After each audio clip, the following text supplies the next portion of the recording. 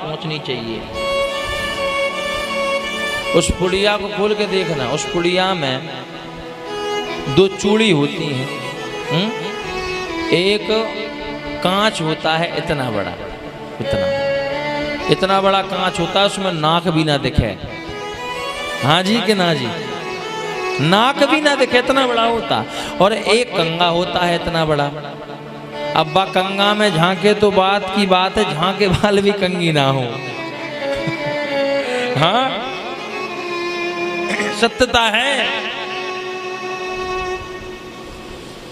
और उसमें एक जरा सा काजल किसी काम का नहीं।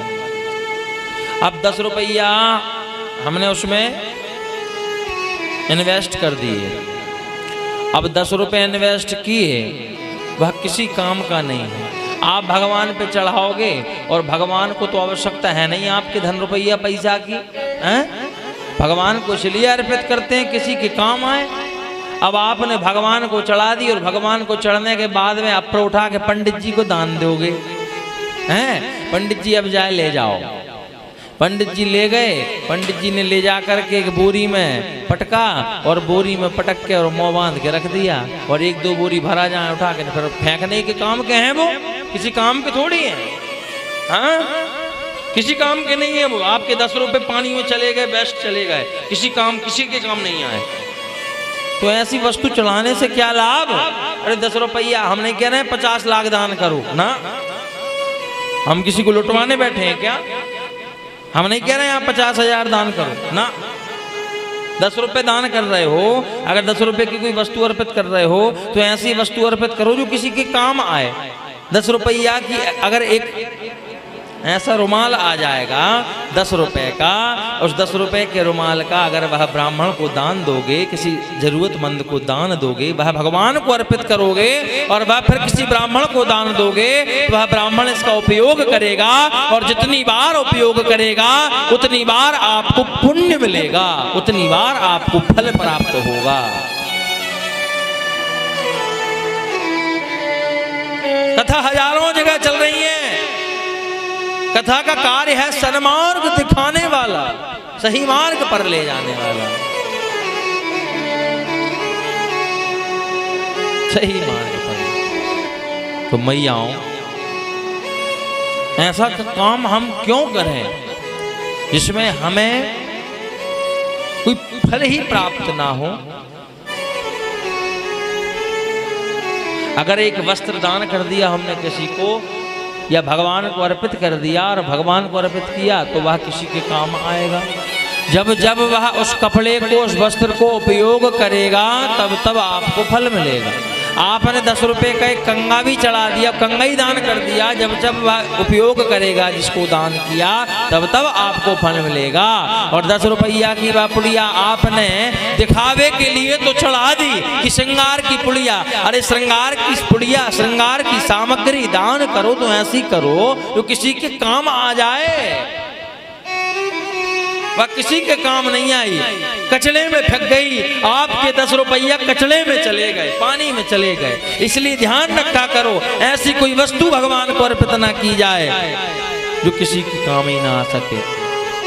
हम तो मंदिरों में जाते हैं तो मंदिरों में भी हम ये पूछते हैं कि सस्ता वाला दो फल। हाँ सत्यता है ये, ध्यान देना मैयाओं। हम मंदिर में जाते हैं, पूछते हैं भैया सस्ता वाला केला कौन सा है वही देना, महंगा वाला मत दे देना। भैया मैंने देखा है, ध्यान देना भैयाओं, मैंने देखा है कि जब भगवान की पूजा पाठ होती है तो भगवान की पूजा पाठ में आजकल घी बड़ा महंगा है। घी 700 रुपया किलो है घी। तो व्यक्ति भगवान की पूजा के लिए घी लेकर के आता है, कहता है भैया सस्ता दे देना, पूजा के लिए चाहिए, पूजा वाला 150 रुपया किलो वाला, सबसे रद्दी, सबसे बेकार हम भगवान को अर्पित करें और सबसे अच्छा हम खाएं। अरे मानव चुल्लू भर पानी में डूब के मर जाना चाहिए ऐसे मानव को। तो सब कुछ जिसने हमें दिया हम उसके लिए सस्ती पूजा वाली। एक व्यक्ति था एक बार हनुमान जी के मंदिर में गया। अब हनुमान जी के मंदिर में जाने लगा तो उसने सोचा बोले कुछ लेता चलूं, चढ़ा दूंगा। एक अमरूद का एक ठेला लगा हुआ था, अमरूद। तो अमरूद का ठेला लगा था, उस पर 2 प्रकार के अमरूद रखे थे, जाम। एक था बढ़िया 50 रुपया किलो वाला, अच्छा बढ़िया कड़क कड़क लाल लाल मीठा मीठा, और एक था पिलपिला, सड़ा पिलपिला। तो वह भैया ने कही भैया थोड़ा जे पिलपिला जो सस्ता है वो दे दो। बोले भैया जी खाने वाला है 50 रुपया किलो और जो मंदिर में ले जाने वाला है 5 रुपया किलो। बोले 5 रुपया किलो वाला ही दे दो, 10 रुपये का 2 किलो दे दो। 2 किलो सड़ाया फल लेकर चला गया, हनुमान जी के मंदिर में पहुंचा। हनुमान जी को उसके सामने और वह पुजारी जी को फल दिया, बोले लो ये भगवान को चढ़ा दो। पुजारी जी ने कही भैया जी सड़ाए भगवान को काहे को चढ़ा रहे हो? अरे बोले पुजारी जी चढ़ा दो। पुजारी जी ने कहा ठीक है चढ़ा दी। अब थोड़ी देर बाद इसने भगवान से हनुमान जी से अर्जी लगाई, बोले हनुमान जी मेरे यहाँ कोई संतान नहीं है, बाल बच्चे नहीं है, बाल बच्चे हो जाएं। हनुमान जी ने कह दिया हो जाएंगे, आशीर्वाद मिल गया, आशीर्वाद दे दिया दादाजी ने। आप दादाजी की हनुमान जी की कृपा हुई, यह गया समय व्यतीत तो हुआ। हनुमान जी की कृपा से उसके यहाँ एक लड़का हुआ। लड़का तो हुआ लेकिन बाकी खोपड़ी पिलपिली। लड़का तो हुआ, खोपड़ी पिलपिली। अब दौड़ा हनुमान जी के मंदिर में गया, पुजारी जी हनुमान जी की कृपा से लाला तो है गयो, मनो खोपड़ी पिलपिली है। अरे बोले तेने फल कौन से सावत चढ़ाए थे? तेने फल भी तो पिलपिले चढ़ाए थे, तो ले ले पिलपिली खोपड़ी हैं। तो भैया मेरे कहने का तात्पर्य केवल इतना है कि भगवान को कभी भी इस प्रकार से ऐसा भाव नहीं रखना चाहिए कि भगवान के लिए ही तो लेना है। अरे भगवान के लिए तो अच्छे से अच्छा होना चाहिए, शुद्ध होना चाहिए, साफ सुथरा होना चाहिए, शुद्धता वाला होना चाहिए। हाँ जी कि ना जी? हम कह देते हैं घी 700 रुपया किलो वाला नहीं, सस्ता दो, 150 वाला, और सस्ता हो तो 100 वाला वो दो, रद्दी। अरे भैया जिस दिन हमारे अंदर से ये भाव चला जाएगा उस दिन हमारा मन निर्मल होगा। प्रेम से बोलो एक बार राधे, और जोर से बोलो राधे, और जोर से बोलो राधे।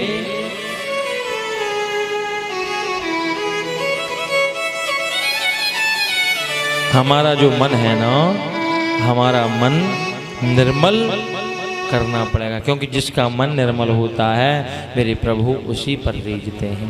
निर्मल मन जन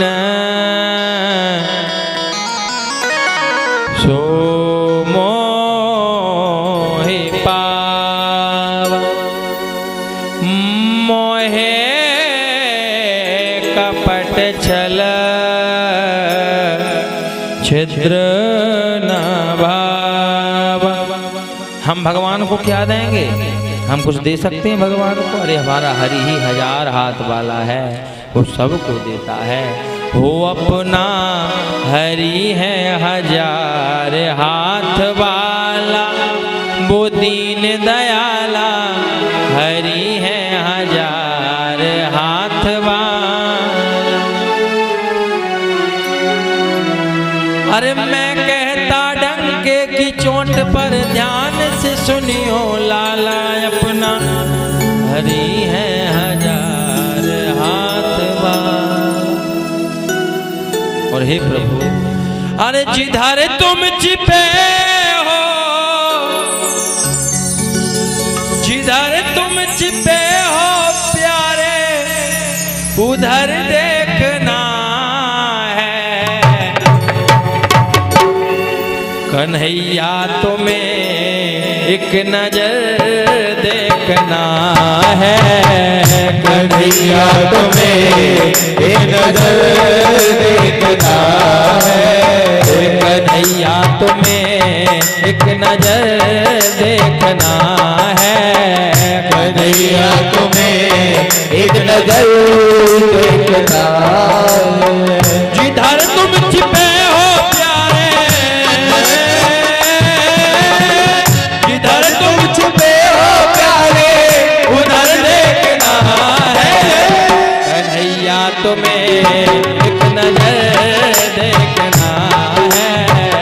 कन्हैया तुम्हें एक नजर देखना है। सारी सेवा करते हुए भाव से जय हो।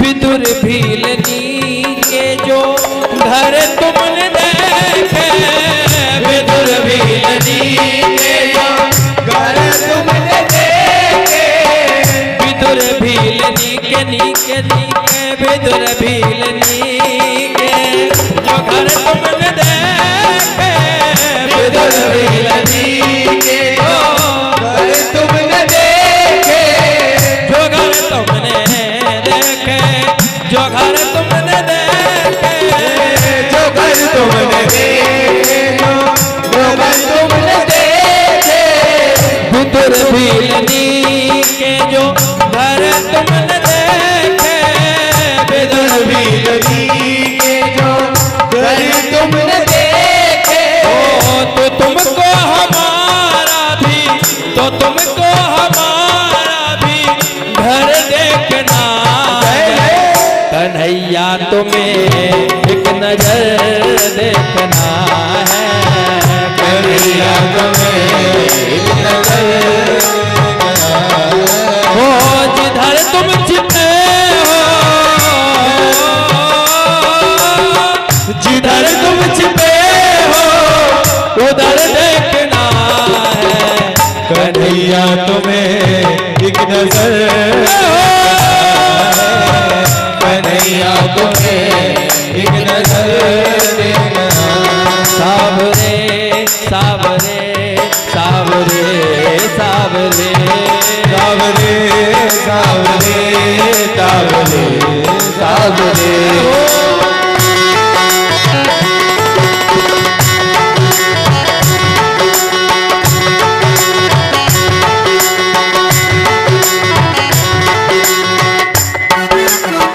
हरी हरी ताली सेवा करने सभी लोग हो।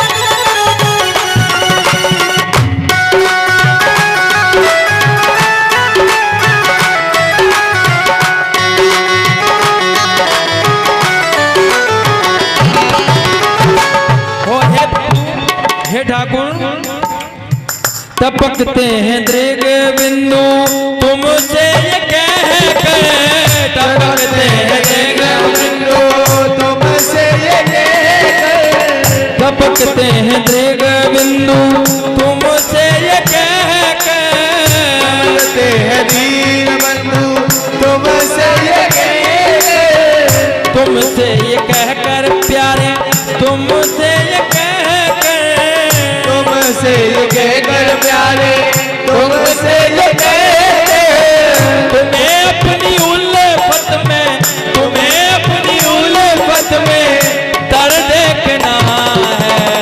कन्हैया तुम्हें एक नजर देखना है। कन्हैया तुम्हें एक नजर देखना है। उधर तुम छिपे हो, जिधर तुम छिपे हो उधर देखना है। कन्हैया तुम्हें एक नजर देखना है। कन्हैया तुम्हें एक नजर देखना है।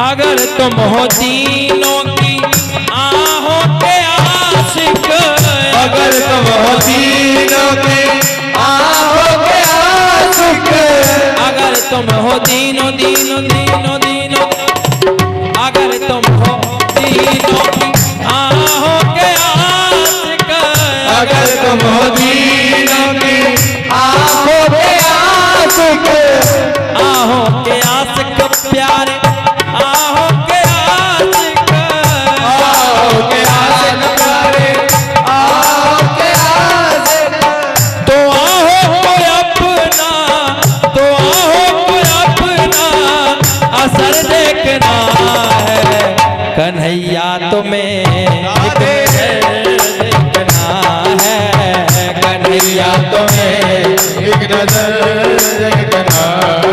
ओ जिधर तुम छुपे,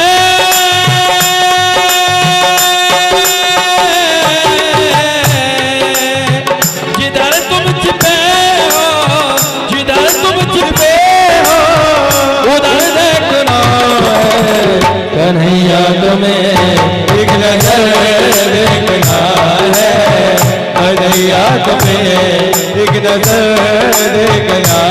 सावरे सावरे सावरे सावरे सावरे सावरे सावरे सावरे सावरे सावरे सावरे सावरे सावरे सावरे सावरे ओ जिधर तुम छुपे हो प्यारे, जिधर तुम छुपे हो प्यारे उधर देखना है। और सभी लोग बड़े भाव के साथ में गाते हुए कहेंगे कि कन्हैया तुम्हें एक नजर देखना है, कन्हैया तुम्हें एक नजर देखना है, कन्हैया तुम्हें एक नजर देखना है, कन्हैया तुम्हें एक नजर देखना है। सावरे सावरे सावरे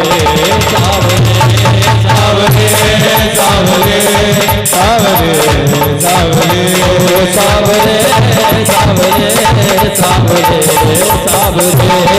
सावरे सावरे सावरे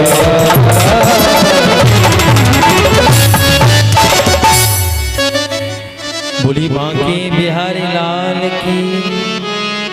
वही ठाकुर जिधर तुम छिपे हो उधर देखना है कन्हैया तुम्हें एक नजर देखना है।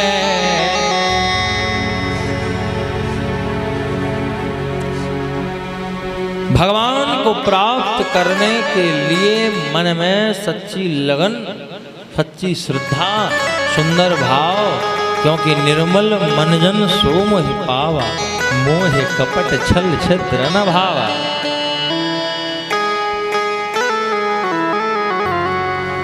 प्रेम से बोलो राधे, जोर से बोलो राधे।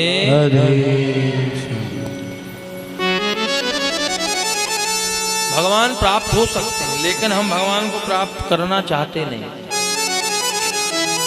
हमारे महापुरुष संत कहते हैं, हमारे गुरुदेव कहते हैं कि सूर्य अनेक फिरे कण मांगत, बेपद सूर सुस्वाद कहाँ।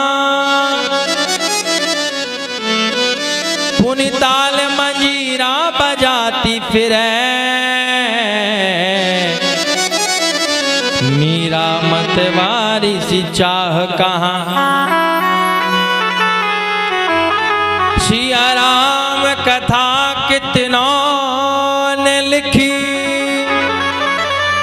तुलसी जैसी मर्यादा कहाँ। ध्यान देना, नरसिंह बसे प्रतिखंबन में, पर काढ़न को प्रहलाद कहाँ। नरसिंह बसे प्रतिखंबन में, पर कालन को प्रहलाद कहाँ।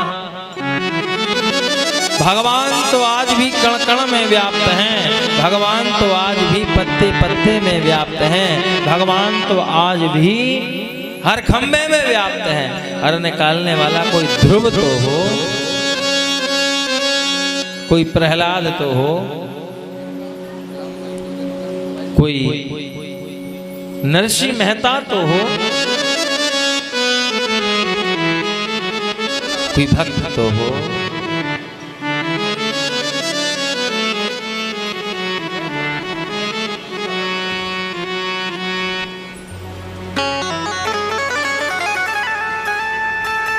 मीराबाई ने भी भगवान की भक्ति करी, परिवार वालों ने ठुकरा दिया, घर वालों ने ठुकरा दिया, लेकिन भगवान को नहीं छोड़ा। और जब वो भगवान को याद रखा तो दौलत छोड़ी, दुनिया छोड़ी, सारा खजाना छोड़ दिया।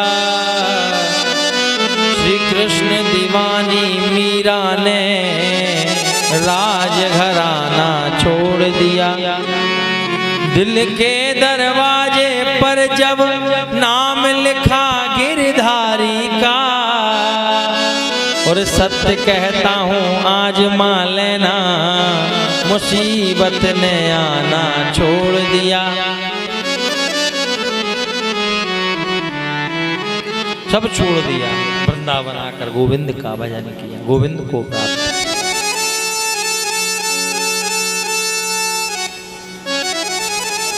लोग कहते महाराज कलयुग है, कलयुग में भजन नहीं होता, मन नहीं लगता। नोटों की गिड्डियां गिनने में तो बड़ा मन लगता, भजन में काय को नहीं लगता। मैंने कल भी निवेदन किया था, 108 पर फोन लगाओगे तो एम्बुलेंस जरूर आएगी, और 108 मनके की माला अगर आपने रोज जपोगे तो मेरे गोविंद का विमान लेने के लिए जरूर आएगा। अगर 108 पर फोन लगाने से एम्बुलेंस आ सकती है तो 108 बार भगवान का नाम प्रतिदिन जपने से भगवान क्यों नहीं आएंगे? आएंगे, बुला के तो देखो।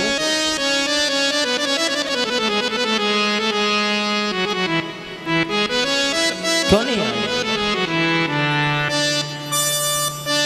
कौन कहता है भगवान आते नहीं, गजेंद्र की तरह तुम बुलाते नहीं। आज भी भगवान खंबे खंबे में व्याप्त हैं। लोग कहते हैं भगवान के भजन में मन नहीं लगता, भगवान का भजन नहीं हो पाता, समय नहीं है, समय नहीं है तुम पे। अब तुम पे ही समय नहीं, भगवान के लिए समय नहीं है आप पर, तो फिर दुनियादारी में क्या हम कमाने के लिए थोड़ी आए? हम तो भजन के लिए भेजा भगवान ने। भजन सप्तम श्रीमद् भागवत महापुराण के सप्तम स्कंध में बड़ा ही सुंदर एक चरित्र आता, प्रहलाद चरित्र। हम कहते भगवान आते नहीं। अरे सूर अनेक फिरे कण मांगत बेपद सूर सुस्वाद कहाँ, पुनिताल मंजीरा बजाती फिरे मीरा मतवारी सी चाह कहाँ। सिया राम कथा कितनों ने लिखी तुलसी जैसी मर्याद कहाँ। नरसिंह बसे प्रतिखंबन में पर काड़न को प्रहलाद कहाँ। भगवान तो आज भी कण कण में व्याप्त हैं, खंबे खंबे में बसे हैं। कोई निकालने वाला ध्रुव तो हो, कोई प्रहलाद तो हो। ध्रुव जी ने 5 साल की उम्र में 5 महीने में भगवान को प्राप्त कर लिया। 5 साल की उम्र में, तो ज्यादा समय नहीं, 5 महीने में तब भजन किया, तपस्या किया। प्रहलाद जी ये प्रत्यक्ष प्रमाण है। इस कलयुग में भी ऐसे भक्त हुए हैं जिन्होंने भगवान का प्रत्यक्ष दर्शन किया है, अपने भजन के द्वारा, अपने तपस्या के द्वारा, अपने भावों के द्वारा।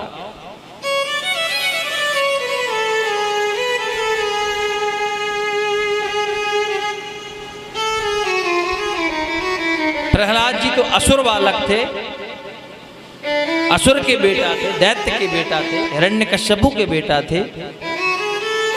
लेकिन दैत्य के बेटा होते हुए दैत्य कुल में जन्म लेने के बाद भी प्रहलाद जी महाराज के मन में भगवान के लिए भक्ति जाग गई। और जब भक्ति जागी तो भगवान श्रीमन नारायण श्रीमन नारायण श्रीमन नारायण जपते रहे, भजते रहे और बड़ी बड़ी मुसीबतों का सामना किया। हम भगवान को भजते, हम अभी मैं निवेदन कर रहा था ना, ध्यान देना मैया, सो मत, सोना नहीं है। अभी मैं निवेदन कर रहा था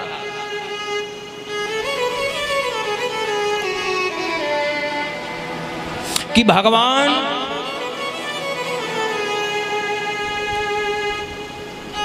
ओ मैया,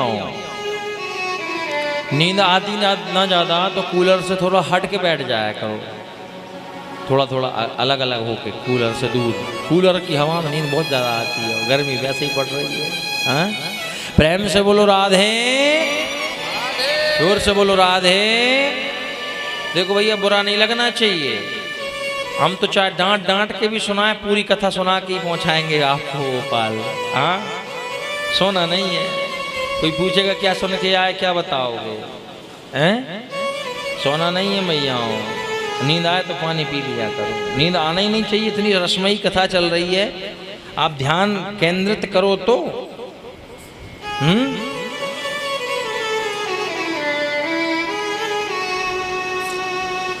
बड़े भाव की कथा चल रही है। मैं निवेदन कर रहा था, प्रहलाद जी दैत्य बालक थे, फिर भी भगवान को प्राप्त कर लिया प्रहलाद जी ने। हाँ, भगवान को आना पड़ा, नृसिंह अवतार लेकर के आना पड़ा, खंबा फाड़ करके आना पड़ा अपने भक्त के लिए। मैंने देखा है, प्रबल प्रेम के पाले पड़ के प्रभु को नियम बदलते देखा, और अपना मान टले टल जाए पर भक्त का मान न टलते देखा। अपना मान भले ही टल जाए पर भक्त का मान न टलते देखा। भक्त का मान न टलते, प्रहलाद जी के लिए भी आए। जब प्रहलाद जी गर्भ में थे ना, प्रहलाद जी की माता का नाम है कयाधु, पिता का नाम है हिरण्यकश्यपु, दैत्य था। जब कयाधु के गर्भ में प्रहलाद जी थे तो नारद जी ने सुंदर सुंदर भगवान की कथा सुनाई थी, भगवान के चरित्र सुनाए थे, भगवान का गुणानुवाद सुनाया था। इसलिए प्रहलाद जी बड़े भक्त हुए भगवान के, खूब भजन करते हैं। पिता ने खूब कष्ट दिया, हिरण्यकश्यपु ने, मेरा दैत्य का बेटा होकर के नारायण को, मेरे दुश्मन को भजता है, पहाड़ से फेंकवा दिया। जलती हुई चिता में अपनी बहन होलिका के गोदी में बैठा दिया जलाने के लिए, हाथियों से रुंधवाया, खोलते हुए तेल में डलवाया, लेकिन मेरे प्रभु ने कृपा करी, मेरे गोविंद ने कृपा करी तो बाल बांका नहीं हुआ। कहते हैं, जाको राखे साइया मार सके न कोई, बाल न बाको कल सके जो जग बैरी हो। जिसका रखवाला मेरा गोविंद हो, मेरे नारायण हो, मेरे श्री हरि हो, उसका कोई बाल बांका कर सकता है क्या? विश्वास करके तो देखो, कोई बाल बांका नहीं कर सकता। प्रहलाद जी को पहाड़ों से फेंकवा दिया,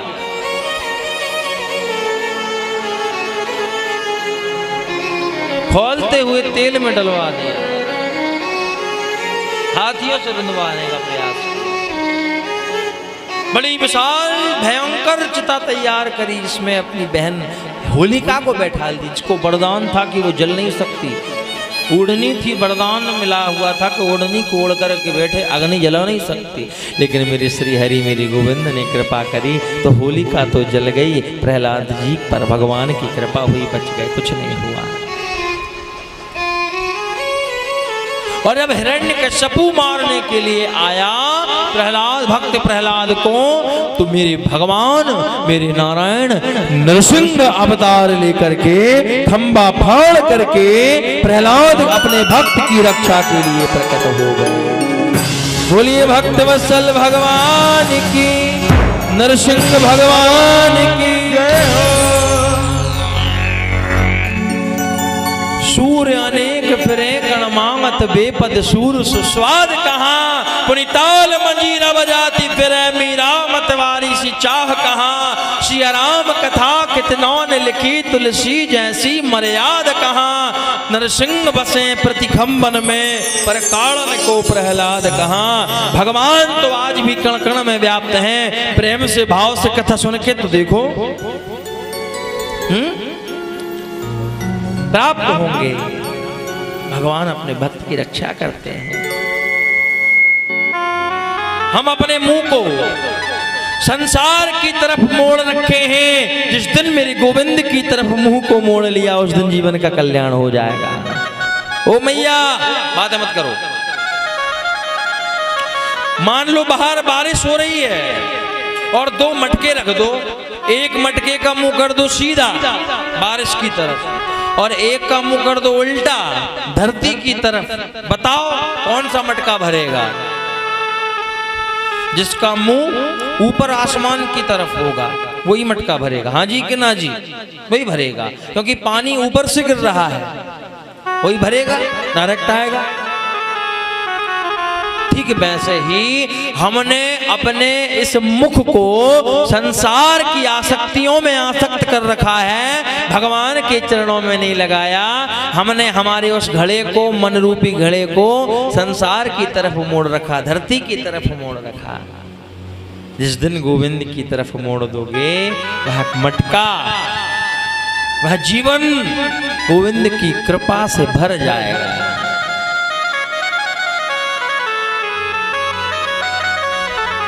अब मुंह मोड़ा नहीं है और गुरुजी हम परेशान रहते हैं, बहुत उपास रहते हैं, हम बहुत पूजा करते हैं, हम रोज मंदिर में जाते हैं, हम रोज उपास रखते हैं, हमने एक मंदिर भी बनवा दिया। अब मंदिर बनवा दिया, मंदिर में चाहे सेवा ही ना हो रही हो।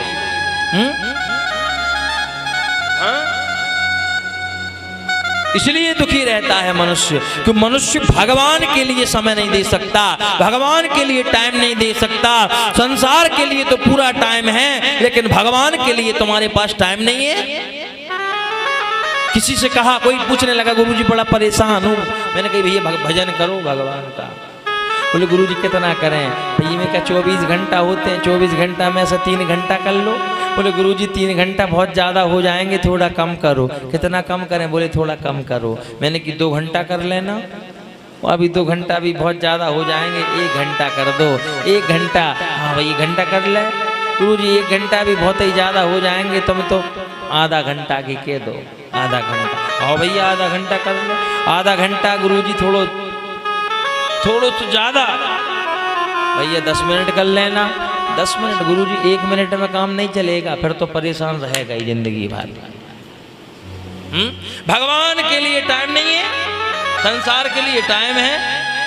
हम ये नहीं कह रहे, ये गृहस्थ जीवन है। गृहस्थ जीवन, गृह कालज नाना जंजाला, अनेक प्रकार के जंजालों से ग्रसित है जीवन, लेकिन भजन करना भी जरूरी। मैं हमेशा कहता हूँ, काम करते चलो, नाम जपते चलो, हर समय कृष्ण का ध्यान धरते, कृष्ण गोविंद गोपाल गाते चलो, मन को विषयों से हरदम हटाते चलो।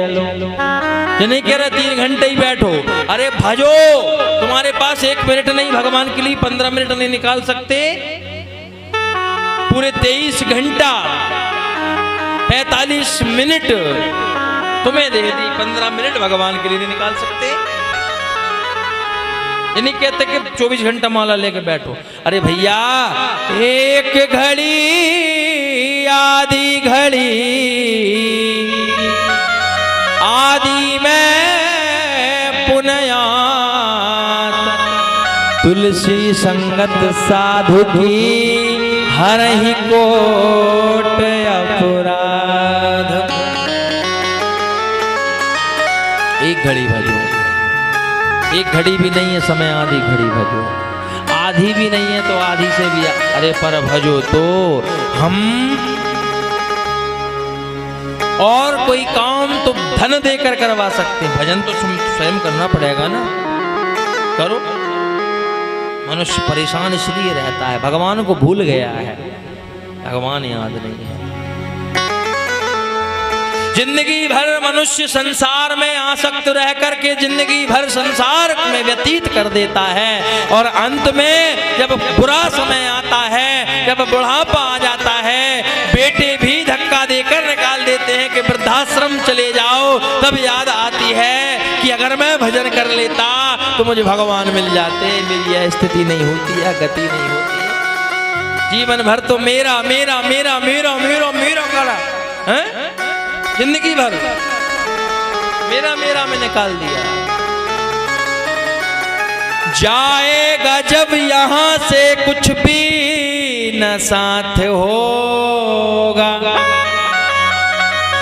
2 गज कफन का टुकड़ा तेरा लिबाज होगा। हाँ जी के ना जी, इससे ज्यादा कुछ ले जा सकते हो क्या? इससे ज्यादा कुछ ले जा सकते हो क्या? नहीं। अगर कोई ले जा सकता है हाथ उठाना, नहीं ले जा सकता, सब धरा रह जाना। 2 गज कफन का टुकड़ा तेरा लिबाज होगा, कांधे पे धर ले जाएं परिवार वाले तेरे, यमदूत ले पकड़ कर डालेंगे घेरे घेरे, पीटेगा छाती अपनी मनवा उदास होगा, 2 गज कफन का टुकड़ा तेरा लिबाज होगा। 2 गज कफन बस, और कुछ नहीं। फिर क्यों जिंदगी भर मैं मेरा मेरा मेरा मेरा मेरा मेरा मेरा करता रहता, सब तेरा सब मेरा।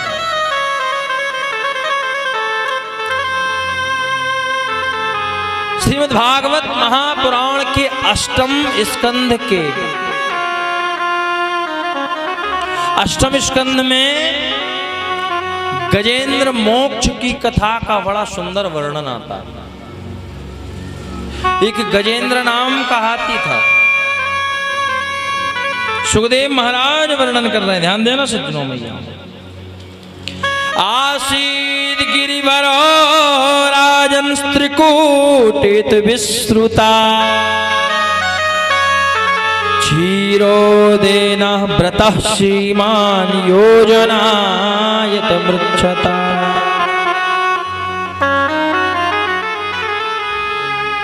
एक गजेंद्र नाम का एक हाथी था। वह गजेंद्र नाम का हाथी बड़ा बलशाली था, बड़ा बलशाली, बड़ा बल था उसमें, 100 हाथियों का बल, कई हाथियों का बल।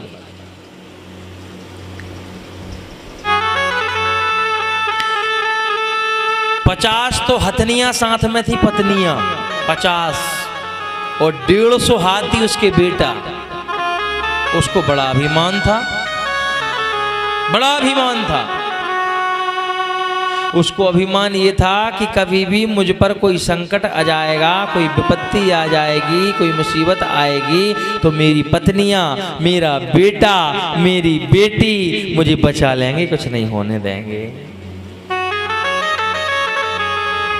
बड़ा घमंड हो गया, बड़ा अभिमान हो गया उस गजेंद्र को। मुझ में तो बल है ही, मेरे साथ में मेरी 50 पत्नियां और 150 हाथी मेरे बेटा, मेरा कौन क्या बिगाड़ सकता। मदमस्त अपने अहंकार में, अपने अहम में चलता। एक दिन की बात सज्जनों ध्यान देना, एक सरोवर में जाकर के अपने 150 पुत्र और 50 हथनियों के साथ में एक सरोवर में जाकर के स्नान करने लगा हाथी गजेंद्र।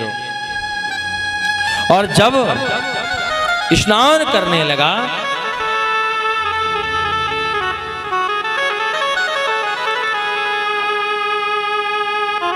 जब स्नान करने लगा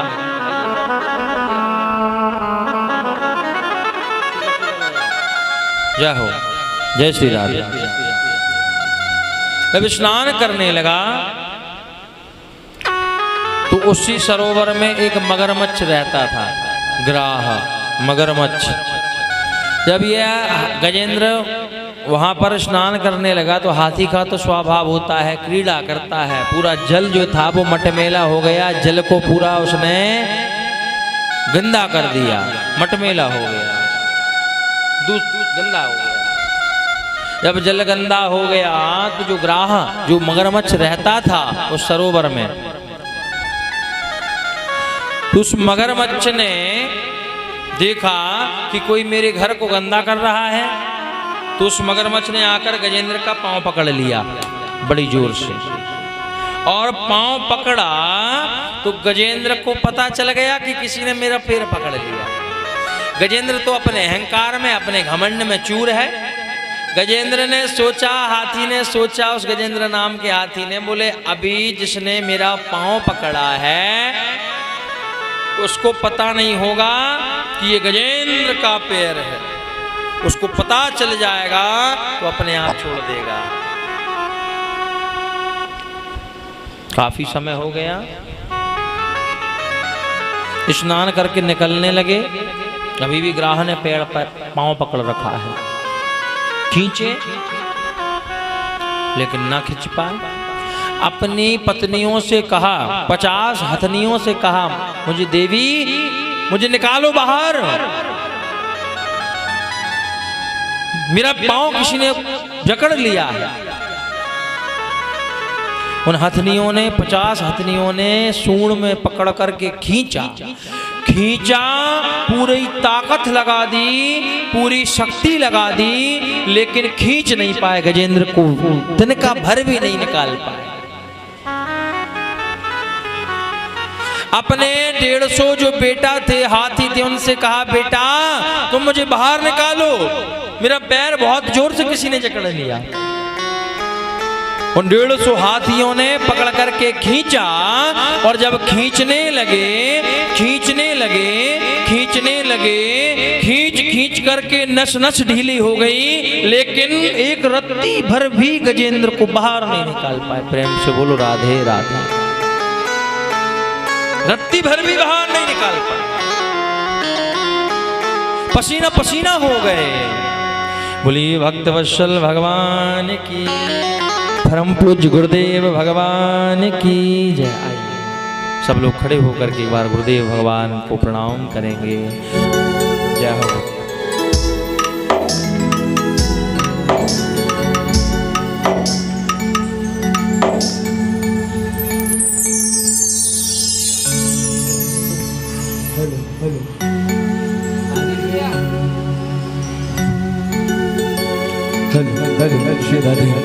गुरुदेव जी महाराज की जय। वो किस तरह से नमन मैं करूं आपका, किस तरह से नमन मैं करूं आपका। स्वागतम स्वागतम स्वागतम आपका, स्वागतम स्वागतम स्वागतम आपका।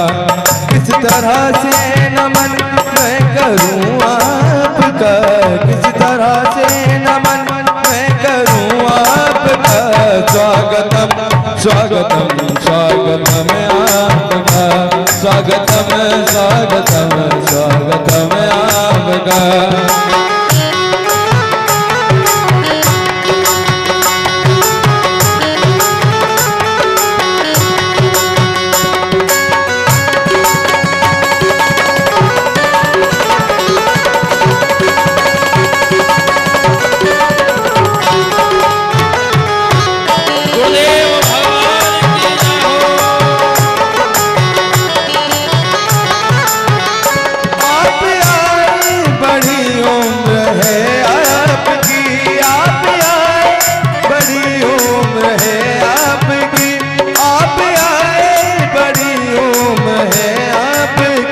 बस अभी मैं नाम लिया आपका, बस अभी नाम में लिया आपका। किस तरह से नमन मैं करूं आपका, किस तरह से नमन मैं करूं आपका। स्वागतम स्वागतम स्वागतम आपका, स्वागतम स्वागतम स्वागतम आपका। किस तरह से नमन मैं करूं आपका, किस तरह से नमन मैं करूं आपका। स्वागतम स्वागतम स्वागतम आपका, स्वागतम स्वागतम स्वागतम आपका।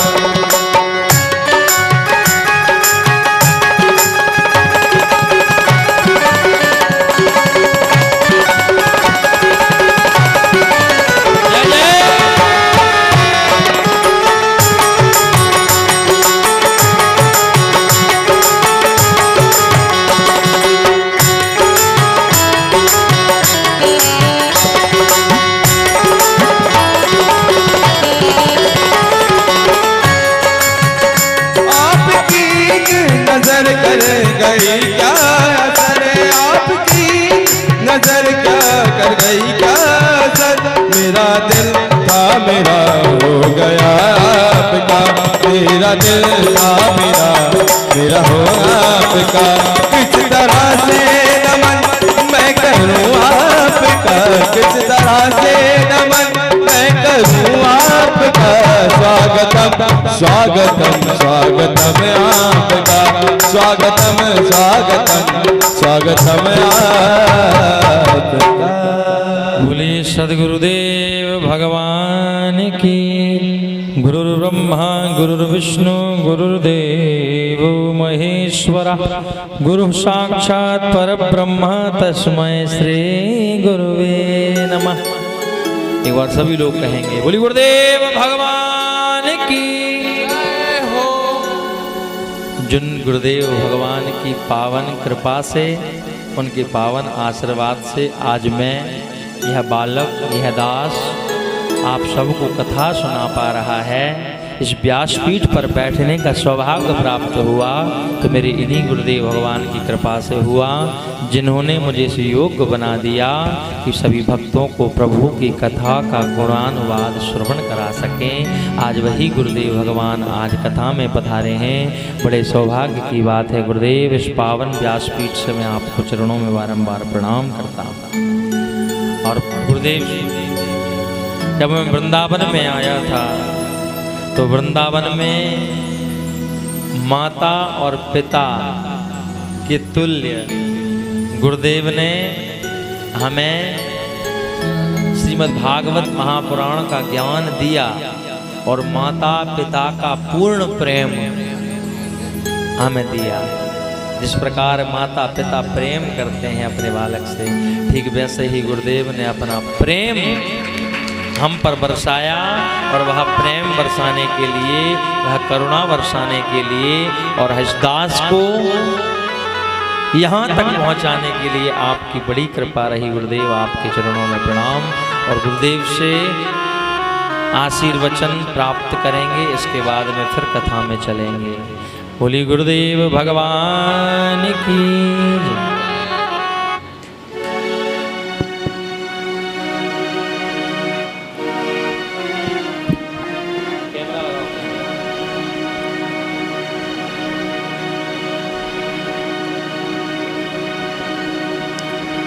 बोलिए वृंदावन बिहारी लाल की जय।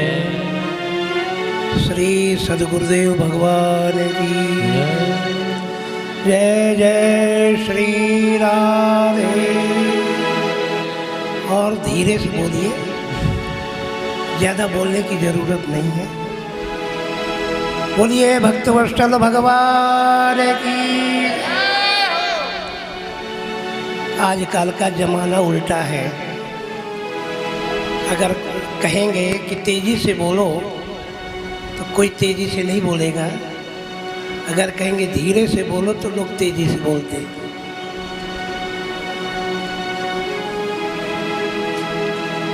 श्री बांके बिहारी जी की कृपा से हमारे परम प्रिय शिष्य श्री अतुल जी, वैसे तो बहुत समय हो गया अध्ययन किए हुए और अभी तक आपने बहुत सी कथाएं भक्तों को सुनाई, लेकिन जो श्री वृंदावन धाम की कथा होती है उसका एक विशेष महत्व होता है, उसका एक विशेष आनंद होता है। भगवान श्री कृष्ण की कथा और उनके धाम में बैठ करके, उनके घर में बैठ करके और भागवत की कथा को कहा जाए, सुना जाए, उसका एक विशेष महत्व है, आनंद है।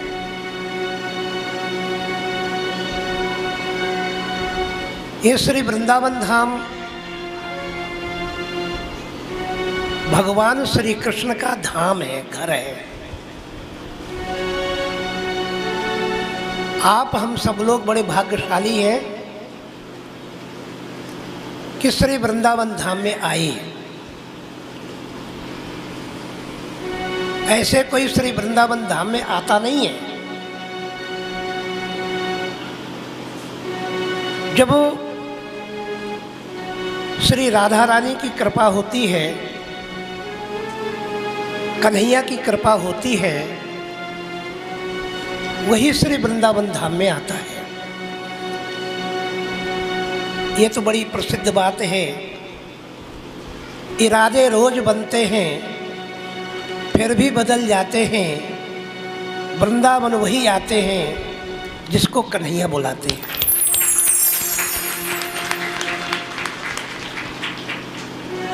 परसों के दिन ये मेरे पास में गए थे कि श्रीमद् भागवत जी की कथा हो रही है, आना है।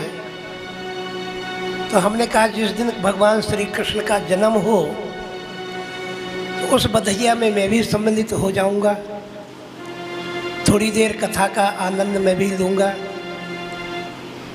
अभी भी अपना विद्यालय चलता है शालिग्राम कुटी में, अभी भी बच्चे वहाँ पढ़ रहे थे, लेकिन यहाँ के लिए समय दिया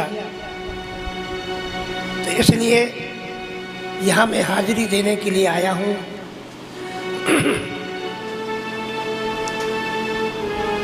देखिए, भागवत की कथा श्री सुखदेव जी ने राजा परीक्षित जी को सुनाई और उन्होंने 7 दिन में अपना उद्धार कर लिया। और ये कथा क्यों हुई? क्योंकि राजा परीक्षित जी को श्राप लगा कि तुम्हारी 7 दिन में मृत्यु होगी।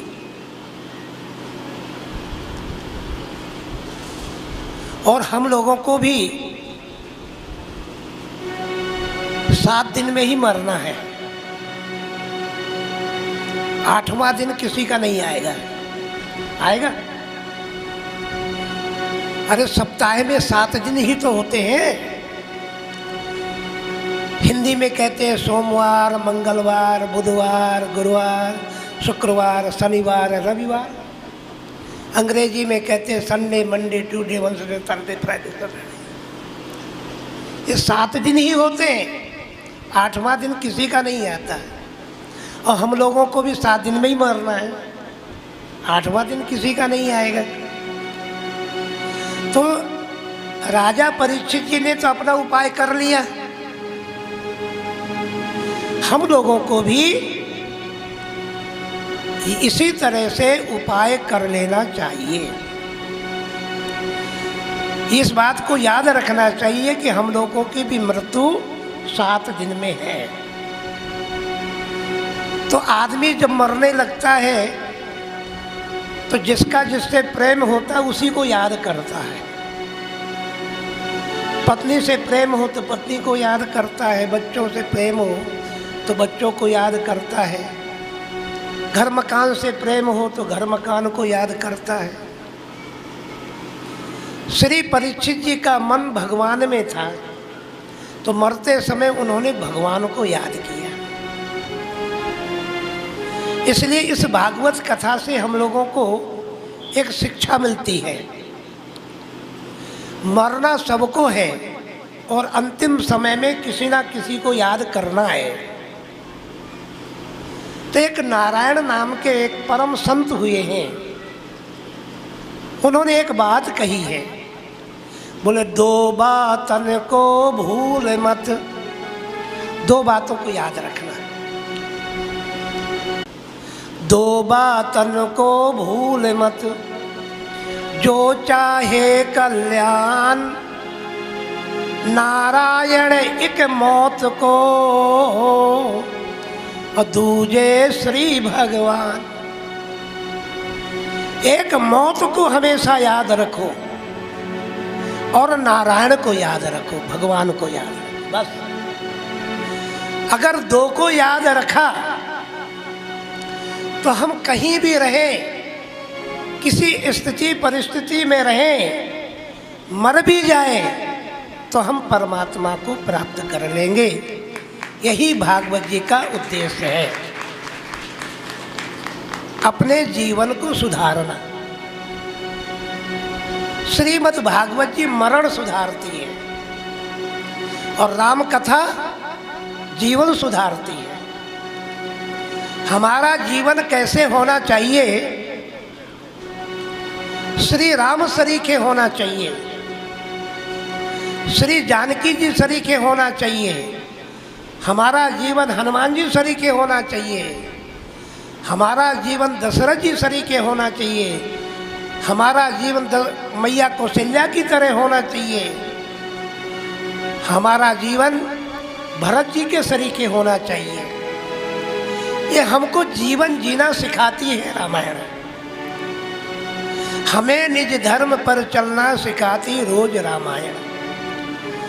अगर हमको अपना जीवन सुधारना है तो राम कथा सुनो, और जिसको अपना मरण सुधारना है तो भागवत कथा सुनो। भागवत कथा से हमारा मरण सुधरेगा। हमको जीना कैसे है, हमको मरना कैसे है। लोगों को ना तो जीना आता है ना लोगों को मरना आता है। जिंदगी जीते हैं पशु की तरह और मरते हैं कुत्ते की मौत। हमें ना तो जीना आता है ना तो मरना आता है। अगर जीना सीखना है, मरना सीखना है, तो हमें गीता, रामायण, भागवत, भक्तमाल, पुराण, वेद, शास्त्र, इनका आश्रय लेना होगा। उनका कथन, चिंतन, मनन करके अपने जीवन में उतारना होगा, तभी हमारा ये जीवन सफल होगा। वैसे कहने की तो बहुत सी बातें हैं। हमारे अतुल जी, व्यास जी कई दिनों से कथा भी सुना रहे हैं। अभी कृष्ण जन्म करना है, अभी आगे की भी कथाएं सुनानी है। इसलिए आप सब लोग भक्त श्री वृंदावन धाम में पधारे हैं, तो मैं बांके बिहारी जी से प्रार्थना करता हूँ आप सबका मंगल हो, कल्याण हो, अच्छे मार्ग पर चलें, भगवान सद्बुद्धि दे, सद्विचार दे और हमेशा अच्छे कर्म करते रहें, भगवान में बुद्धि लगे। और इसी तरह से आप सब लोग जहाँ कहीं भी रहें वहाँ सत्संग जरूर करें। सत्संग का मतलब ये नहीं है कि जहाँ कहीं कथा होती हो वहीं कथा सुनने जाएं। कहीं कथा हो रही है वहाँ कथा सुनो, और घर में रहते हैं कहीं कथा सुनने को नहीं मिलती है तो घर में भी हम सत्संग कर सकते हैं। घर में गीता रखो, रामायण रखो, भागवत रखो, भक्तमाल रखो, शिव पुराण रखो, सदग्रंथ रखो।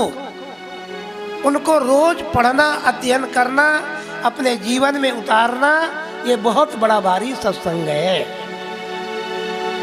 इसलिए ज़्यादा न कह करके, क्योंकि कृष्ण जन्म का जो बड़ा उत्सव है, जन्मोत्सव है, को मनाना है। कथा भी बड़े विस्तार से भी, कहीं समास व्यास, कहीं समास, कहीं व्यास रूप से कथा सुना करके आज कृष्ण जन्म करना है।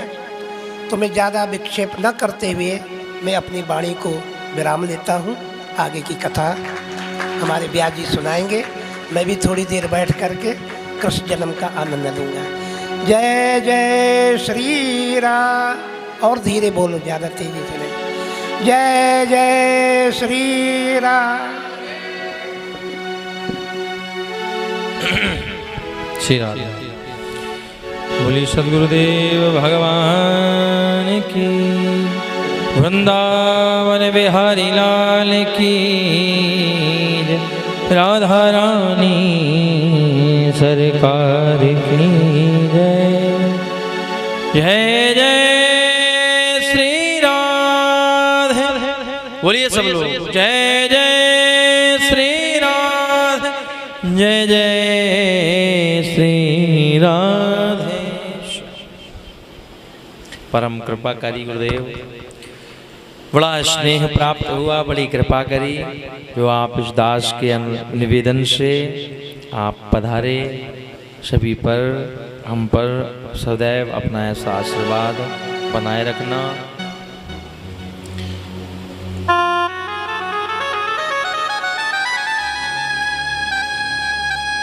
सज्जनों, मैयाओं, मैं निवेदन कर रहा था, व्यक्ति अपने जीवन में पूरी संसार, पूरा जीवन निकाल देता है मैं, मेरा, मैं, मेरा, मैं, मेरा, मैं। अब उसको यह पता है कि जब यहां से जाएगा तब एक कण भर भी साथ नहीं जाना।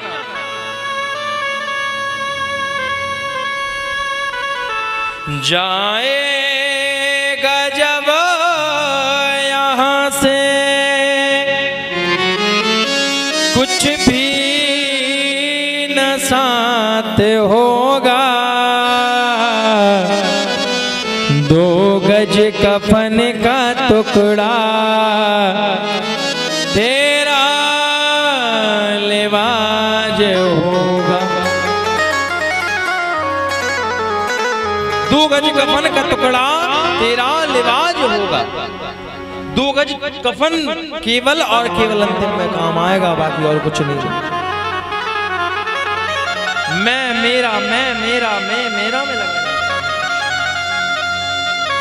मैं निवेदन कर रहा था कि जो गजेंद्र नाम का हाथी है उसको बड़ा अहंकार है, बड़ा घमंड है अपनी शक्ति का, अपने 150 बेटों का, अपनी 50 पत्नियों का। जब ग्राह ने पैर पकड़ लिया तो मन ही मन सोचा, बोले उसको पता नहीं है अभी ये गजेंद्र का पांव है, गजेंद्र का पैर है। जब पता चल जाएगा तो अपने आप छोड़ देगा। पत्नियों से कहा मुझे बाहर निकालो, खींच कर बाहर निकालने लगी। महाराज एक कण भर भी नहीं हिला। 150 हाथी बेटों का अभिमान था। खींचते रहे, लेकिन पसीना पसीना हो गए, लेकिन तृण भर भी नहीं निकाल पाए बाहर। और जब परेशान हो गए, नस नस ढीली हो गई, पसीना पसीना हो गए, तो जाने लगे, बोले पिताजी अरे तुम तो निकलते ही नहीं हो बाहर, हैं? कब से परेशान हो रहे हैं, सुबह से शाम हो गई, निकलते ही नहीं हो। अब जीना हो तो जियो, मरना हो तो मरो, हम तो जा रहे हैं, हम जा रहे हैं।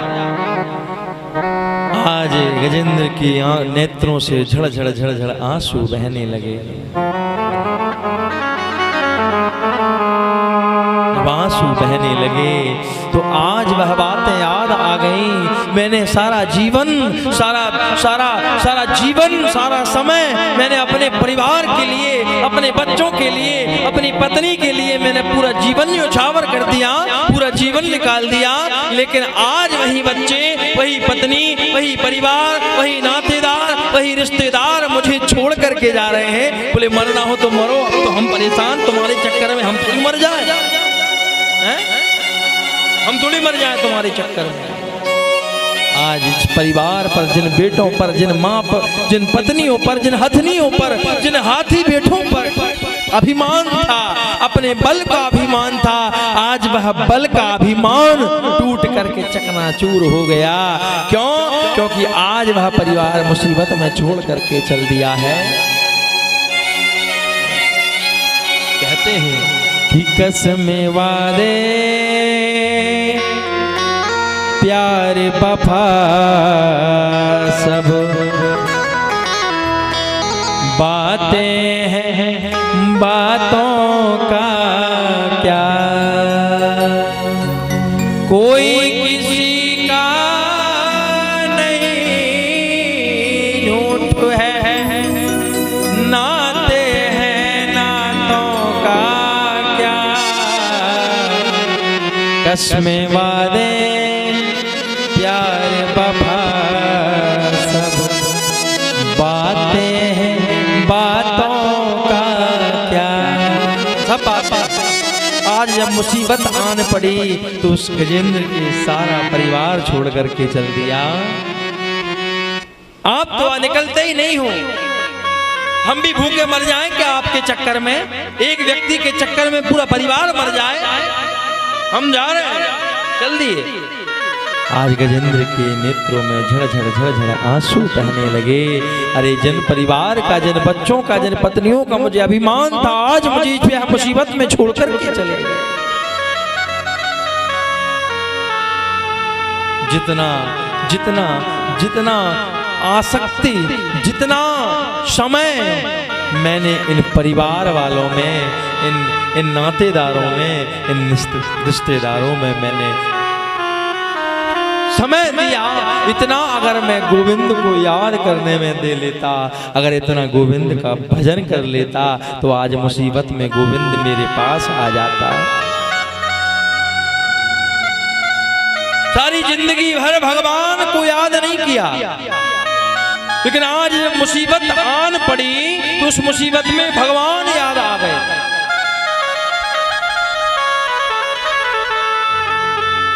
यह मानव है ना, यह मानव स्वार्थी है। सुर नर मुनि सबकी यह रीति, स्वार्थ लाग करें सब प्रीति। अगर स्वार्थ हो तो प्रीति करते हैं, अगर स्वार्थ ना हो तो अपना काम करो। स्वार्थ की दुनिया है।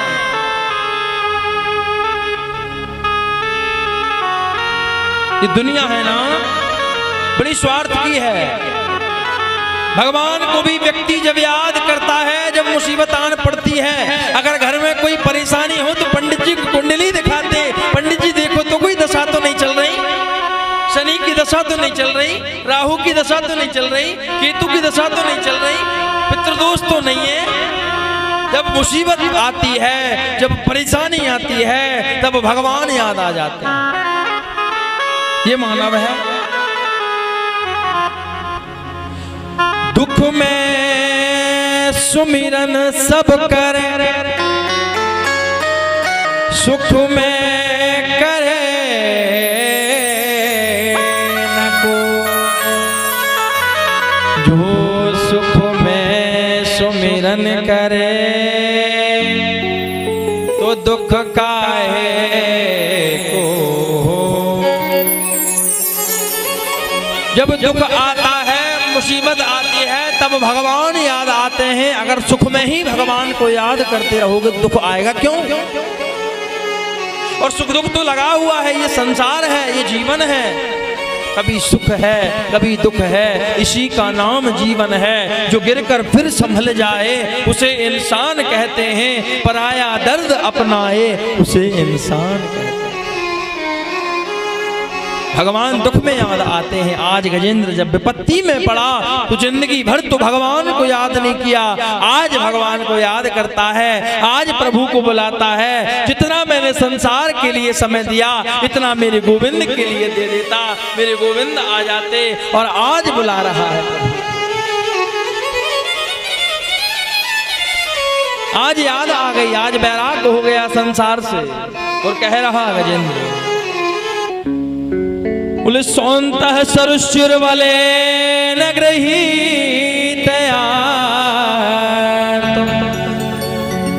दृष्ट्वा गुरुतमति हरिं कौपाच चक्रम् उपक्षिप्य सांबुजकरं ग्रहमाह कक्षा नारायण अखिल गिरो भगवान नमस्ते।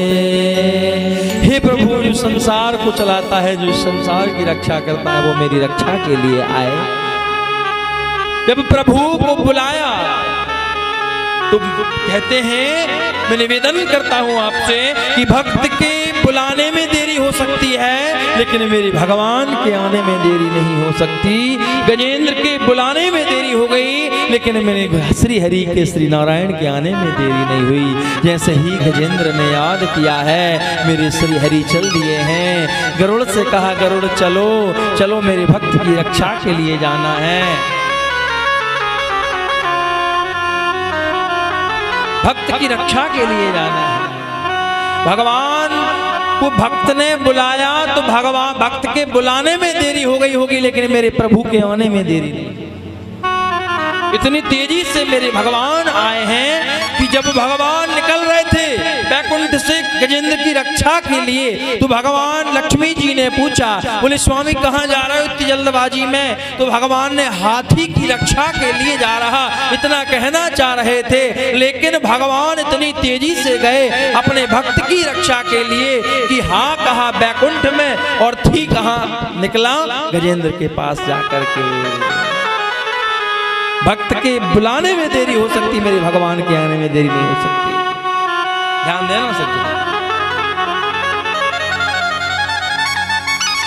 जब भगवान श्री हरि अपने भक्त की रक्षा के लिए जा रहे थे, तो आज गरुड़ को भी अभिमान हो गया।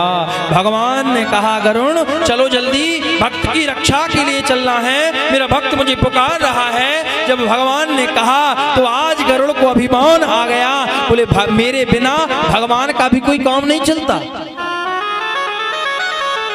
मेरे बिना भगवान का भी कोई काम नहीं चलता। गरुड़ बड़े अभिमान से कहने लगा, हाँ अभी आता हूं भगवान, हमेशा जल्दी जल्दी में रहते हो, अरे अब थोड़ी समय लगेगा तैयारी करने में।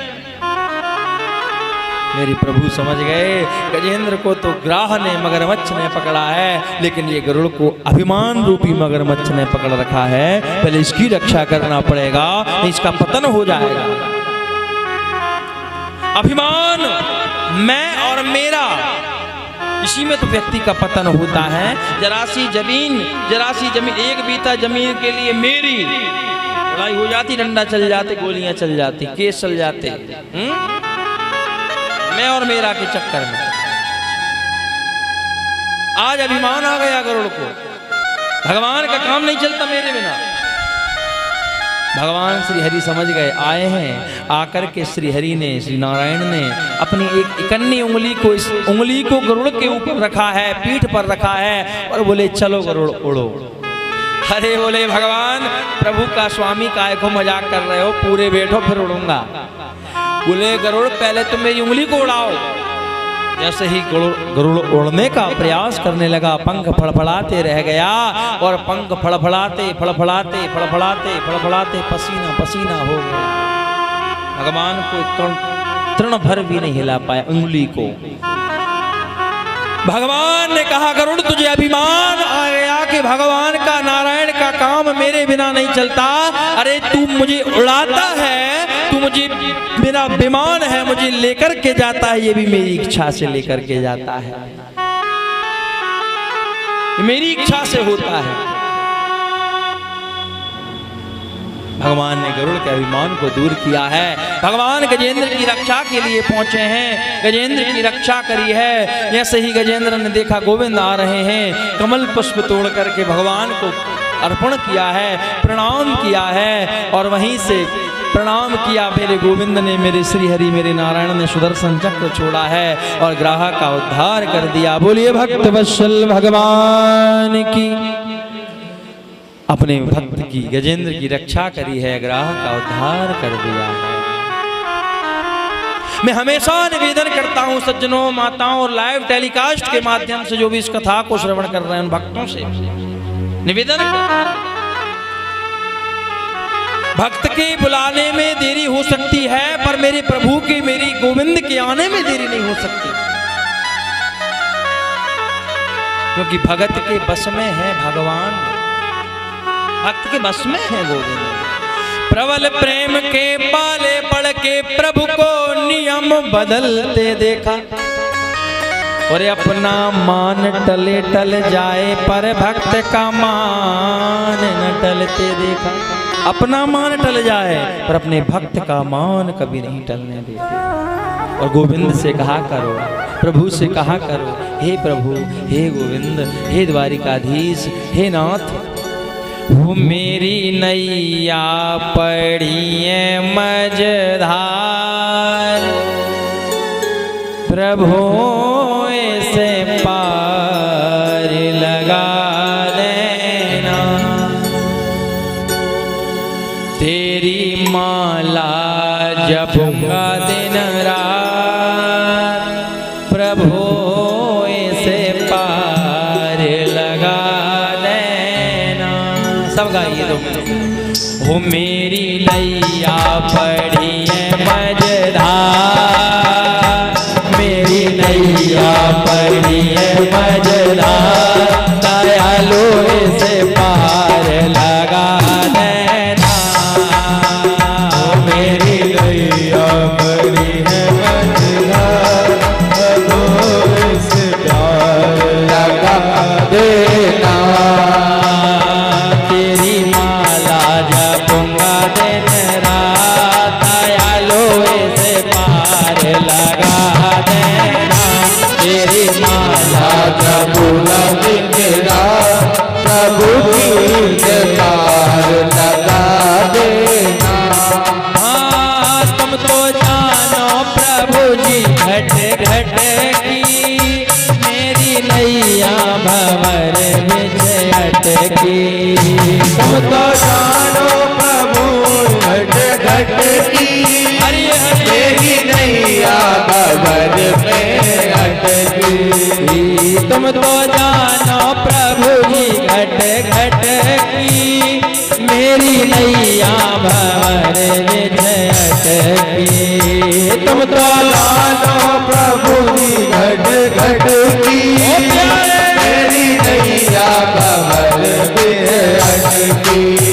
वो कोई दूजो नहीं है आधार, कोई दूजो नहीं है आधार, दयालु ऐसे पार लगा देना। ओ मेरी नैया बड़ी मझधार, प्रभु की पार लगा देना। जय हो।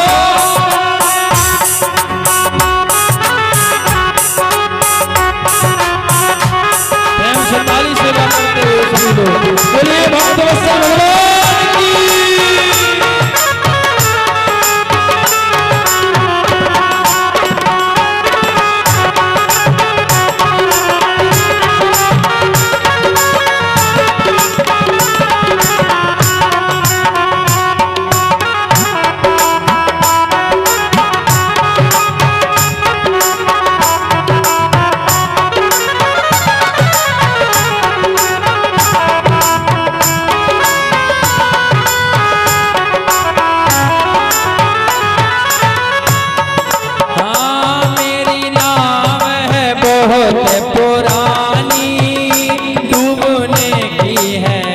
की कहानी, मेरी नाव बहुत पुरानी, डूबने की है इसकी कहानी।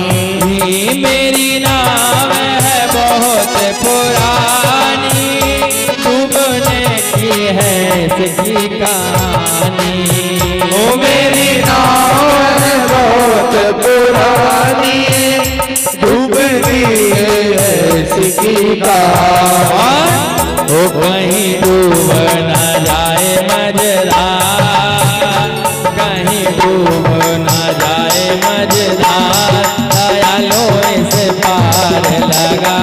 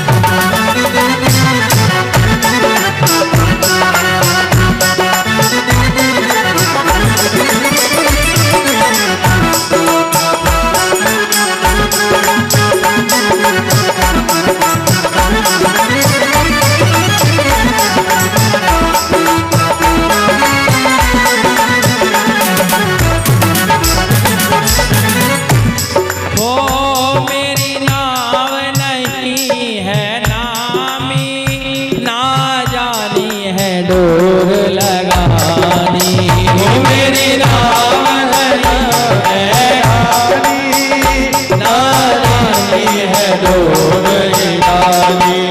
वो मेरी नाव नहीं है रामी, ना जानी है डोर लगानी।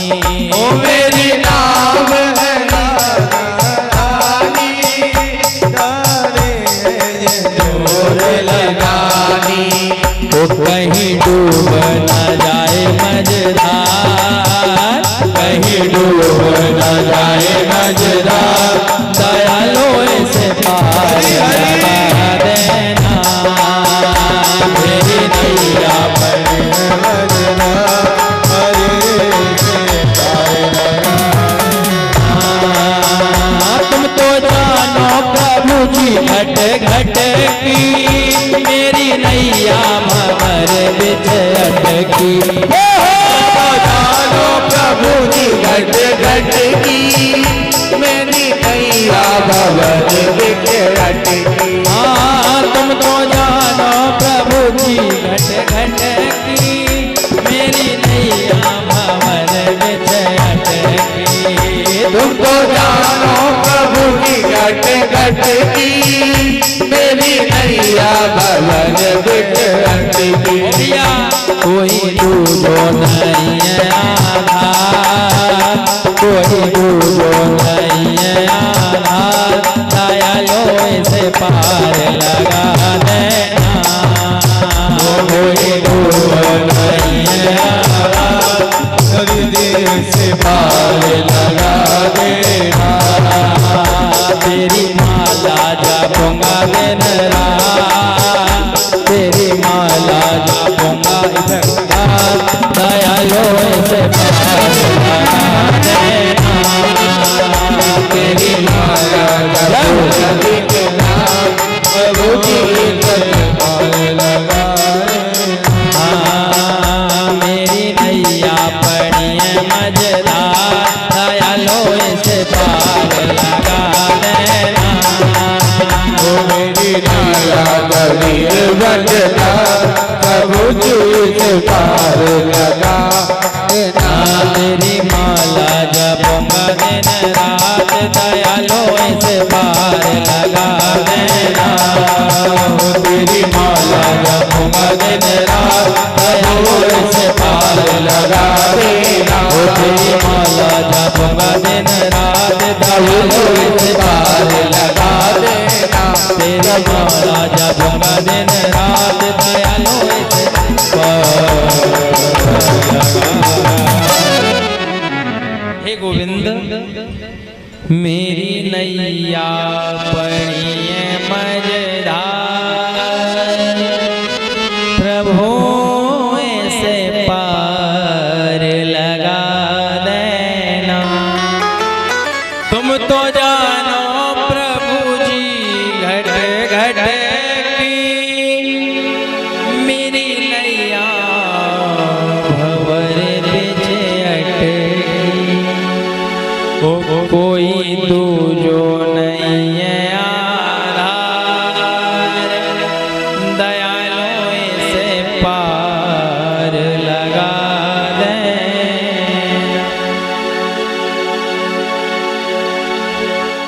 भक्त के बुलाने में देरी हो सकती, गोविंद के आने में देरी नहीं होती। प्रेम से बोलो राधे, जोर से बोलो राधे। बेटा बेस बहुत ज्यादा बड़ा हुआ है, इसका बेस कम करो। राधे, श्री राधे, बस श्री राधे, श्री राधे, जय जय श्री राधे। बहुत बढ़िया चल रहा है, बहुत अच्छा सेट किया महाराज। भगवान ने आकर के गजेंद्र की रक्षा करी है, भक्त की रक्षा करी है। निवेदन इतना है, कथा का कार्य है सन्मार्ग दिखाने वाला। हजारों जगह कथा चल रही है, हजारों कथावाचक कथा सुना रहे हैं, हजारों लाखों करोड़ों श्रद्धालु कथा सुन रहे हैं, मेरा भाव केवल इतना है, अगर कथा में 1000 व्यक्ति नहीं 50 व्यक्ति भी बैठे हों, अगर किसी एक का कल्याण हो जाए, कोई एक व्यक्ति सन्मार्ग पर चला जाए, तो हमारी यह कथा कहना, आपका कथा कराना और हम सब का कथा सुनना सफल हो जाए। प्रेम से बोलो राधे राधे। ओ मैया वादा मत किया करो कथा में, निवेदन है मेरा। बिल्कुल बातें दुनियादारी की बातें भूल कर कथा में बैठा करो। 2.5 घंटे समय लेता हूँ, ज्यादा भी नहीं, 2.5 घंटे में भी बातें करना है आपको। निवेदन कर रहा था, भगवान ने गजेंद्र की रक्षा करी है और ग्राहक का उद्धार किया है। आगे बड़ी ही सुंदर कथा आती है, समुद्र मंथन की कथा। समुद्र मंथन की कथा आती है। एक बार की बात, दुर्वासा ऋषि भगवान के धाम बैकुंठ से लौट रहे थे। भगवान को प्रणाम किया तो भगवान ने आशीर्वाद स्वरूप एक माला दे दी। माला को लेकर के आए हैं तो दुर्वासा जी ने सोचा कि हम संत महात्मा हैं, हमें माला की क्या आवश्यकता। तो इंद्र को देखा, ये राजा है, इंद्र राजाओं का राजा इंद्र को वह माला पहना दी। लो इंद्र तू आनंद करो, लो ये माला पहनो, भगवान का आशीर्वाद। थोड़ा सा आगे बढ़े, इंद्र ने वह माला ऐरावत हाथी को पहना दी। हाथी का स्वभाव, वह माला उतार कर नीचे पटक दी और पैरों में रौंद दी। पैरों में रौंद करके और आगे बढ़े। दुर्वासा जी ने सोचा मुड़ करके देखूं तो मैं कि इंद्र कैसा लग रहा है भगवान की दी हुई माला पहनकर। मुड़ करके देखा तो क्या देखा, बोले जो भगवान का दिया हुआ प्रसाद था उसको इंद्र के हाथी ऐरावत ने अपने पैरों में रौंद दिया, चरणों में रौंद दिया, पांव में रौंद दिया। जब रौंद दिया, पैरों में पटक दिया तो बड़ा क्रोध आ गया और श्राप दे दिया, अरे इंद्र तू अपने पद में, अपने इस इंद्र के पद के अभिमान इतना हो गया, इतना अभिमानी हो गया कि तू संत की दी हुई प्रसादी का अपमान करता है, भगवान की दी हुई प्रसादी का अपमान करता है। मैं तुझे श्राप देता हूं कि स्त्री विहीन हो जा। तो जितनी भी संपत्ति थी, स्वर्ग की संपदा थी, सब जाकर के समुद्र में विलीन हो गई। सब देवताओं ने, असुरों ने मिलकर के समुद्र मंथन किया। समुद्र मंथन में 14 रत्न प्राप्त हुए। सबसे पहले हलाहल विष निकला। जब विष निकला तो देवता असुरों से कहने लगे तुम पी लो, असुर देवताओं से कहने लगे तुम पी लो। अब भैया जहर कौन पिए हैं? अगर किसी को 1 किलो रसमलाई दे दो खाने को, हैं तो रसमलाई खाने वाले तो बहुत मिल जाएंगे, पर किसी को नीम के पत्ते का रस बना करके और दे दो तो कौन पिएगा भैया? कड़वा कड़वा, हैं? क्यों जी, पी लोगे कि नहीं? ओ मैया, अरे नींद आ रही है का? हैं? कौन पिएगा? कड़वा कोई पीता है क्या? मीठा तो बड़े शौक से, अरे नहीं महाराज हमें भी दो, हमें भी दो, हमें भी दो। तो अमृत के लिए तो सब लड़ाई हो गई, लेकिन जब पहले विष निकला तो कोई लेने के लिए तैयार नहीं हुआ। वो कहते तुम पी लो, वो कहते तुम पी लो। अगर एक बूंद भी पृथ्वी पे गिर जाए तो विनाश हो जाए। भगवान भोलेनाथ को याद किया, भोलेनाथ को याद किया, भोलेनाथ से निवेदन किया। भोलेनाथ ने आकर के ततः कर तली कृत्या व्यापी हलाहलम करतली कृत्य करके और वह विष को पान कर लिया। किसने? भगवान भोलेनाथ ने। और भगवान भोलेनाथ नीलकंठ हो गए। बोले नीलकंठ भगवान की, नीलकंठ महादेव हो गए। विष को पान कर लिया। सुख पाने के लिए तो सब ललाहित है, दुख प्राप्त करने के लिए थोड़ी कोई कहेगा हमें दुख दे दो। भोलेनाथ ने उस विष को ही स्वीकार कर लिया है। और जब विष को स्वीकार कर लिया, नीलकंठ हो गए। आगे महाराज कथा आती, 14 रत्न निकले।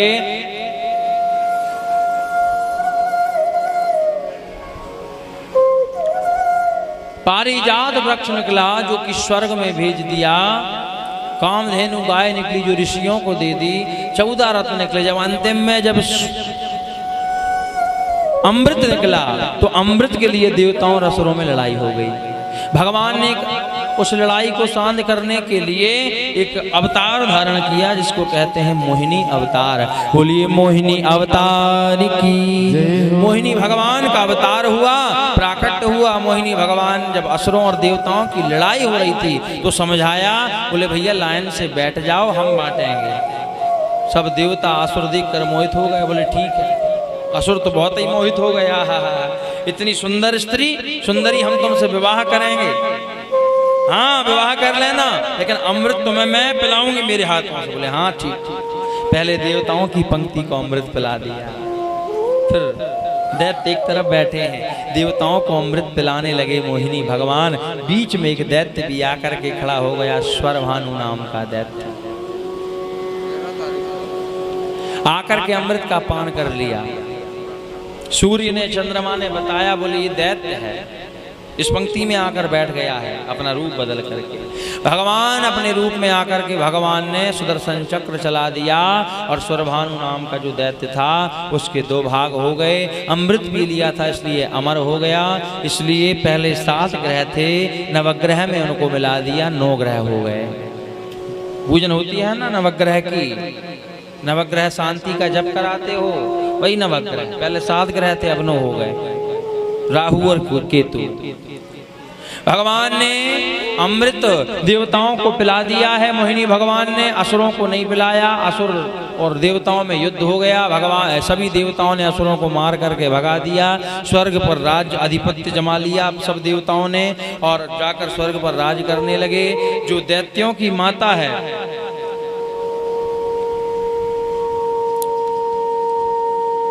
दैत्यों की जो माता है दिति और देवताओं की अदिति। राजा जो बलि थे ना, राजा बलि को भी मार दिया। जब राजा बलि को मार दिया, दैत्यों के गुरु शुक्राचार्य जी ने संजीवनी विद्या के द्वारा राजा बलि को जीवित कर लिया। कहा भैया तुम विश्वजीत नाम का यज्ञ करो। नर्मदा जी के तट पर बलि ने यज्ञ किया। यज्ञ में बड़ी शक्ति प्राप्त हुई। ब्राह्मणों को सम्मान किया, दान किया, दक्षिणा दी, संतों को सम्मान किया, गौ माता की रक्षा के लिए सम्मान किया। यज्ञ में बड़ी, उस यज्ञ से बड़ी शक्ति प्राप्त हुई। तो देवताओं से युद्ध किया, देवताओं को पराजित किया और असुरों ने जो है वह देवताओं की गद्दी प्राप्त फिर कर ली। देवताओं की माता अदिति को बड़ी चिंता हुई। उन्होंने देवताओं को राज्य दिलाने के लिए, उनका पद दिलाने के लिए पयोव्रत किया, जिससे वामन भगवान का अवतार हुआ। बोलिए वामन भगवान की। वामन भगवान राजा बलि के यहाँ दान लेने के लिए गए हैं और राजा बलि के यहाँ 3 पग भूमि में, 2 पग भूमि में सर्वस्व नाप लिया। 3 पग कहाँ रखूं? राजा बलि ने कहा मेरे सर पर रख दो।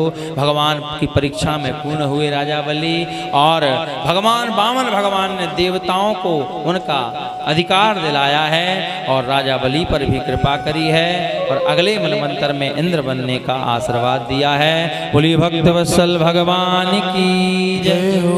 आगे भगवान का मत्स्य अवतार हुआ है।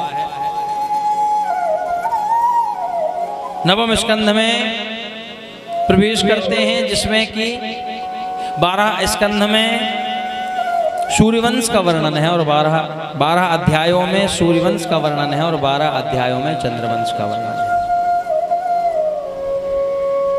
9वें स्कंध में श्रीमद् भागवत में 12 स्कंध हैं।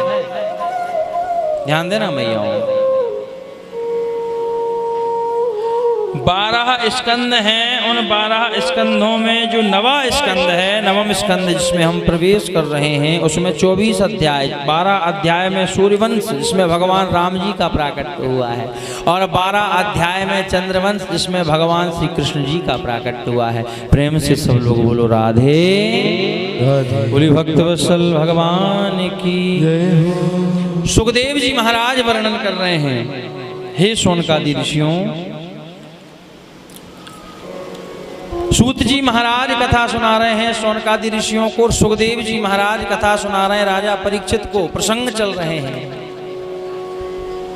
तो सुखदेव जी महाराज राजा परीक्षित को कथा सुना रहे हैं और वर्णन कर रहे हैं, परीक्षित अब मैं तुम्हें भगवान के प्राकट्य की रामावतार की कथा सुनाने जा रहा हूं।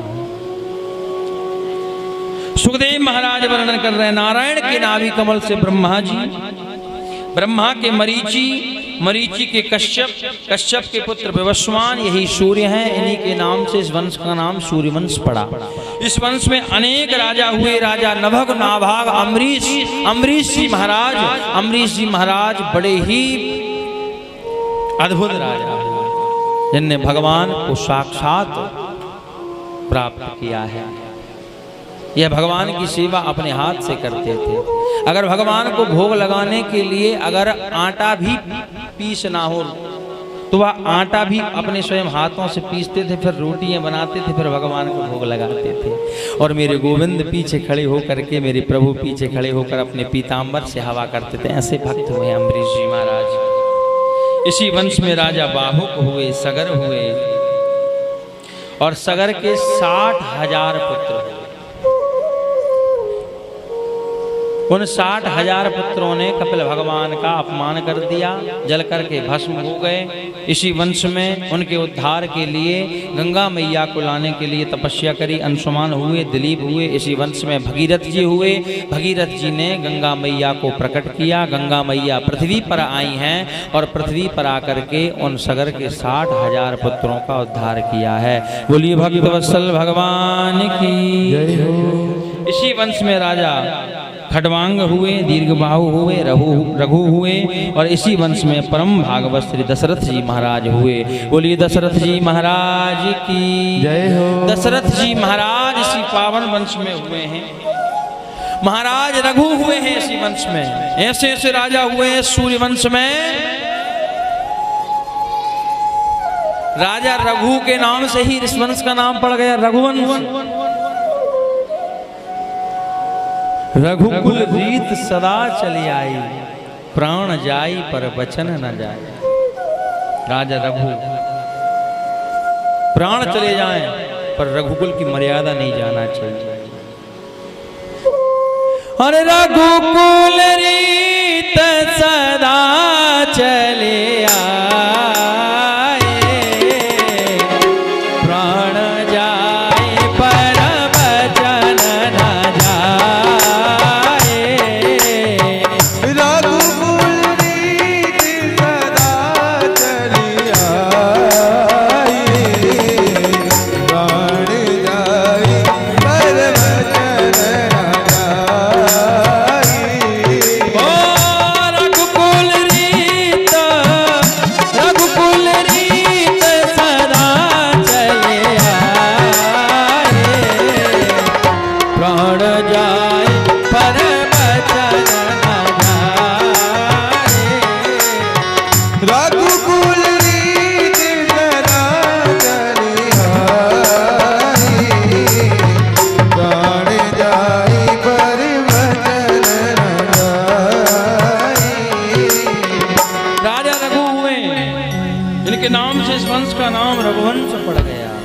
रघुकुल रीत सदा चली आई, प्राण जाए पर वचन न जाए। इसी वंश में परम भागवत श्री दशरथ जी महाराज हुए हैं। दशरथ जी महाराज चक्रवर्ती सम्राट।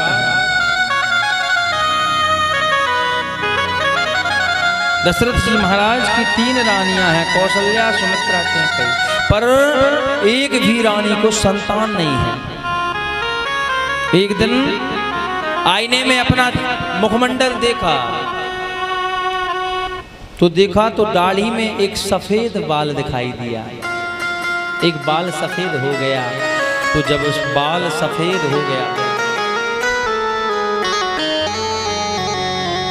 तो मन ही मन ग्लानि होने लगी। क्या मेरे बाद में, मेरे यहाँ कोई संतान नहीं है? क्या मेरे बाद इस गद्दी पर बैठने वाला कोई नहीं होगा? क्या मेरा उत्तराधिकारी और कोई नहीं होगा? मेरे बाद इस राज्य का कोई दूसरा राजा नहीं होगा? मन ही मन ग्लानि करने लगे, मन ही मन विलाप करने लगे। क्या मेरे वंश में कोई पानी देने वाला भी नहीं होगा? मेरी गद्दी मेरे जाने के बाद में सुनी रहेगी, मेरा उत्तराधिकारी नहीं होगा। तीनों रानियों में से एक भी रानी को बालक नहीं है। देखो भैया, सूर्यवंश में बिना यज्ञ के, बिना पुत्रिका मेष्ठी यज्ञ के संतान नहीं हुई सूर्यवंश में। और चंद्रवंश में जहां भगवान कृष्ण का प्राकट हुआ है, उस चंद्रवंश में बिना युद्ध के, बिना लड़ाई के शादी नहीं हुई, विवाह नहीं हुआ। सूर्यवंश में बिना यज्ञ के संतान नहीं हुई। हाँ? ग्लानि हुई दशरथ जी। एक बार भूपति